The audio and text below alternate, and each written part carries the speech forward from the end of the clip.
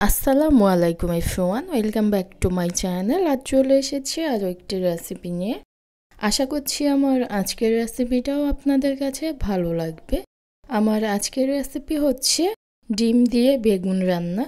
খুবই সহজ একটি রেসিপি আর খেতে কিন্তু অসাধারণ লাগে। চলে যাচ্ছি এখন আমি মূল রেসিপিতে। একটি প্যান বসিয়ে দিয়েছি তেল পরিমাণ মতো, লবণ দিয়েছি আর ডিম ভেজে নিব। 6টা ডিম নিয়েছি আমি, আর খোসা ছাড়িয়ে আমি একটু কেচে নিয়েছি।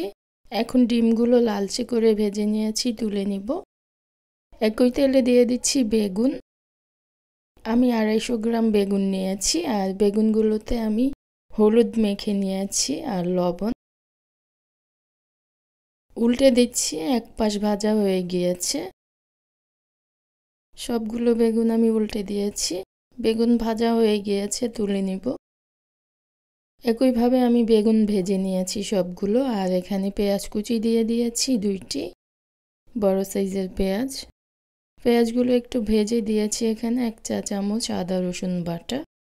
আদা রসুনগুলোকে একটু তেলের মধ্যে আমি ভেজে নিয়ে দিয়ে দিচ্ছি এখানে জিরা গুঁড়া হাফ চা চামচ ধনিয়া গুঁড়া, হাফ চা চামচ হলুদ গুঁড়া, আর মরিচের গুঁড়া একটু বেশি দিয়েছি 1 চা চামচ। ঝাল যে যেমন খেতে পছন্দ করেন সেই অনুযায়ী দিলেই হবে। 1 কাপ পানি দিয়েছি, ঢেকে দিব।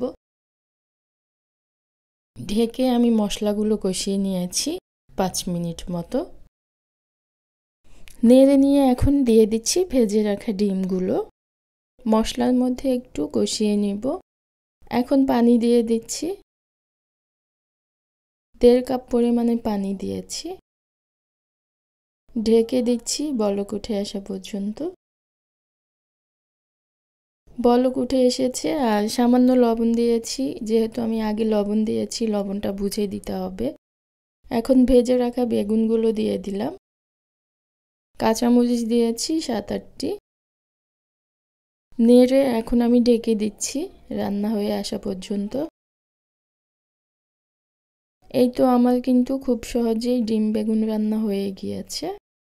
এখন আমি একটু নেড়ে এখানে দিয়ে দিচ্ছি ধনিয়া পাতা কুচি। ধনিয়া পাতা দিয়ে আমি নামিয়ে ফেলবো। খুবই সহজে কিন্তু রান্নাটা করা যায়। এখন আমি নামিয়ে নিব। আমার ডিম বেগুন রান্না হয়ে গিয়েছে। মাশাআল্লাহ, দেখতে যেমন সুন্দর হয়েছে, খেতেও কিন্তু খুবই মজার হয়েছে। আর খুবই অল্প সময়ের মধ্যে কিন্তু রান্নাটা হয়ে যায়।